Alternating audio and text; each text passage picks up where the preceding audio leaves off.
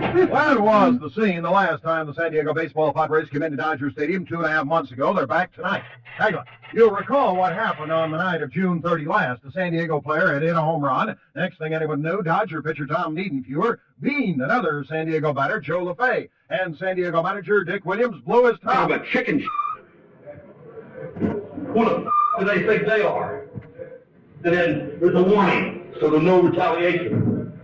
That's horse needing cure my ass. There's a lot of damn balls. They hit 14 home runs off of us. They haven't had their cap spun once. We hit one, they drill a guy in the head. Is that Dodger blue? Final time. But that wasn't the end of it. Niedenfuer drew a $500 fine from the league, bringing a charge from San Diego player Kurt Bavacqua. The Dodger manager Tom Lasorda had ordered the beanball. So, quote, they should have fined the fat little Italian $500 too. Tagline rebuttal. Naturally, this brought a comment from the Dodger manager, who wound himself into a frenzy over Bavacqua's remark. Though Lasorda began calmly. I think that is very, very bad for that man to make an accusation like that. That is terrible. I have never, ever, since I've managed, ever told a pitcher to throw at anybody, nor will I ever. And if I ever did, I certainly wouldn't make him throw at a 130 hitter like LaFay or Bavacqua, who could hit water if he fell out of a boat. And I guarantee you this, when I pitched and I was going to pitch against a team that had guys on it like Bavacqua, I sent a limousine to get the to make sure he was in the lineup because I kicked that any day in a week. He's a big mouth, I'll tell you that.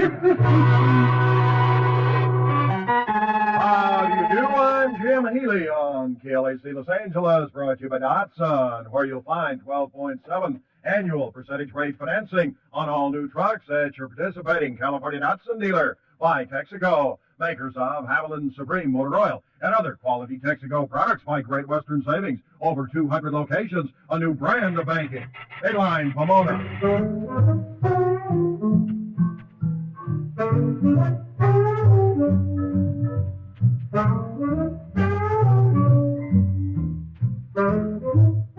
The Pomona Fair Racetrack still has the same band playing between every race and the same auburn-haired female vocalist. Oh, that's a bunch of bull. No, it isn't.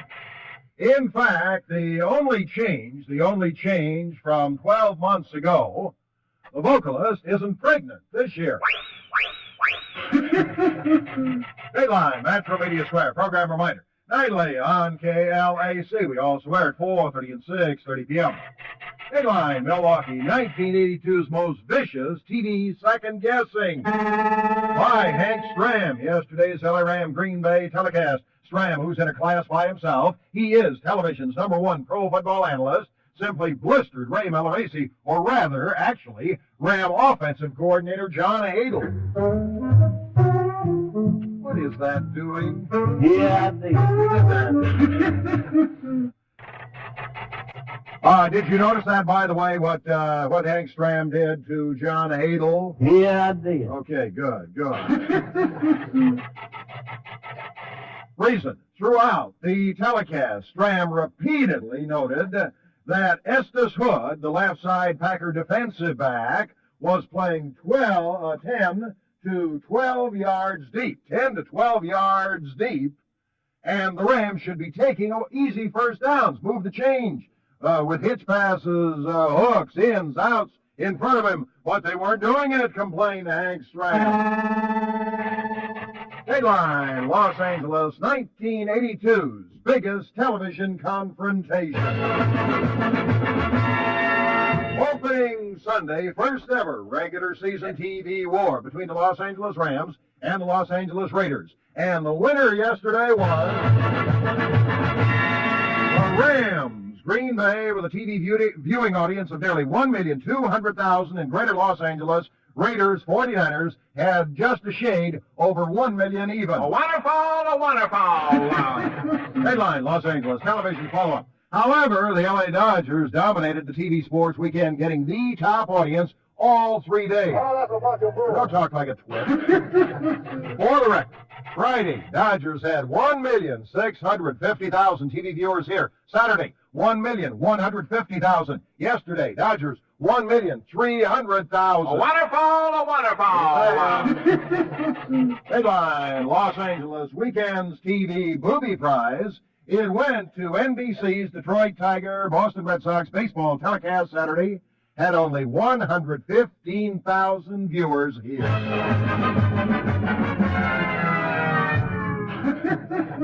Headline, Los Angeles Weekend's most surprising television rating. For Jimmy Connor's tennis win yesterday attracted a good TV audience of 675,000 here. Yeah, I did. Yeah, it did. Headline, the New York City follow-up reminiscing. Remember the year Jimmy Connors and Chris Evert were going together, and they both won Wimbledon championship? Yeah, I did. Good. Hang on. When they returned home to New York to be met by the news media, some civil twit reporter in all seriousness asked who'd win, Jimmy or Chrissy, if they ever played a match for real. Okay. Oh, that's a bunch of bull. I bull you not, Pally, and the clown asked the question in all seriousness. You talk about chicken shit. Headline, Metro Media Square. Numbers quiz. L.A. football Raiders star rookie Marcus Allen wears number 32. Now, in 5 seconds, name me 2 great NFL backs who also carried number 32. Say what? I want 2 great NFL backs whose number was also 32. Say what? Oh, come on, you're just stalling. Answer. Cleveland's Jim Brown. Pittsburgh's Franco Harris. Stay tuned. Headline, Metro Media Square. Last ad, number 32. Of course, the greatest running back in NFL history also wore number 32. Did you forget O.J. Simpson? Yeah, I did. Yeah, you would. Hang on. In baseball, one of the greatest pitchers of all time was also a number 32. Did you forget Sandy Koufax, too? Yeah, I did. You are a simple schnook. Headline, Anaheim flashback. Insiders are still trying to figure out why Madame Ram stood up CBS TV's Phyllis George on that pre-confirmed television interview here last week. Why did she stand up, Miss George? Hang on. One guess, merely a guess by an insider on the situation, that for some reason, Georgia panicked about doing a national TV interview where some unexpected questions might be asked. Stay tuned. Headline, New York City TV follow-up. Madame Ram, of course, did the interview with Phyllis George, finally did it the next day. It aired, in fact, on CBS TV's pre-Ram Green Bay telecast seen here yesterday. TV review. The interview was really very bland and innocuous, just girl-to-girl chit-chat, a little chat, and a lot of shit. Jim Healy, you've got a horse. Damn it. You talk about chicken shit. So Pasadena. It was a zoo around the Rose Bowl before UCLA's first ever home football game there Saturday, even though the crowd was a modest 45,000. Reason, traffic moved like a snail and much of the parking seemed 1,000 miles away. Yeah. Stay tuned. Headline, Metro Media Square, Snake Preview, tomorrow morning. Even though KMPC radio carries UCLA games, some of the KMPC people are vowing tonight never to go to another game in the Rose Bowl. Reason, had to leave after the third quarter to beat the light 45,000 crowd, found traffic and parking horrid, and the concession lines were a joke. Guy could starve to death standing in one of them. You talk about chicken shit. Headline, Metro Media Square, television afterthought. The way CBS TV's very sharp, very astute colored man, Hank Stram, continually second-guessed L.A. Ram's strategy on yesterday's telecast was Stram saying, in effect, the Rams are a horseshoe coach team. Say what? Horseshoe. Headline, Milwaukee tip to sports editors. Is it true? Many of star Ram running back Wendell Tyler's Ram teammates were very, very sour on Tyler after yesterday. Reason, in effect, Tyler reportedly took himself out of the game. Headline, Milwaukee tip number 2 to sports editors. Is it true some of the old guard, all-pro types on the LA Ram defense were unhappy with the coach's strategic plan, especially in the second half yesterday, but finally just gave up and adopted to hell with it attitude? Headline, Milwaukee. Tip number 3 to sports editors. Is it true many of the LA Ram players agree with Green Bay coach Bart Starr that the Rams folded in the second half yesterday because they simply weren't in as good condition as the Packers? Headline, Metro Media Square. Strictly personal to Madame Ram. Georgia. The madam. I know you paid a dear price both in draft choices and salary for Burt Jones, but you might as well change quarterbacks now as later. Reason, some very smart pro football people think Burt Jones has lost the zip on his fastball. The long pass. Can't throw long like he used to. Stay tuned. Dayline, Los Angeles. Fast follow-up to arrogant Al Davis. And before you start chuckling about Burt Jones and the Rams dilemma, remember your guy Jim Plunkett has the same problem. He's lost the zip on his long one, too. Hang on. At least the Rams have a strong-armed, experienced quarterback in the bullpen. The bullpen, Al. What do you have? Headline, Dallas. Tonight's good news, bad news department. Good news is first Monday night telecast of the 1982 NFL season begins a little over 15 minutes from now. Headline.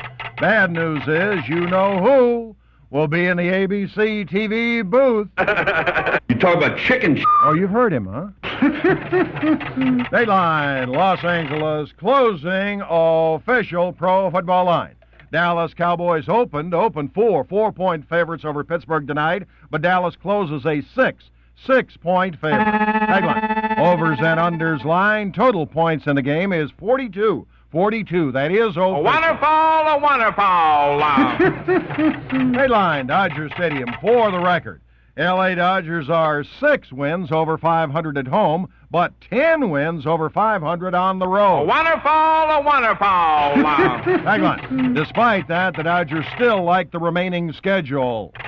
Reason, they play 13 of their last 18 at home, while Atlanta plays 13 of its last 19 on the road. Okay. Okay. Dateline, Pasadena. More UCLA Rose Bowl snafus. Man I know sent his 2 kids down to the concession stand for food and drink during Saturday's Bruin Long Beach State football game. Tagline, nearly an hour later, they still hadn't returned. The father got worried, went looking, found the kids still standing in the concession line. The flag is The up. line is slow. Dayline, Los Angeles, flashback. In the mid-1930s in this town, when you talk about big-time sports, you started and ended with USC football and Santa Anita Racetrack, remember? Yeah, I did. Say that to everything. Stay tuned. Headline, Los Angeles, follow-up television shocker. But the appeal of USC football is not what it used to be. Yeah. Example, L.A. Rams telecast yesterday had almost 1,200,000 viewers here. L.A. Raiders, just over 1 million. Know what SC Florida, nationally televised, had for a TV audience Saturday here? Just 565,000. Dayline, Metro Media Square. Tonight's quick laugh.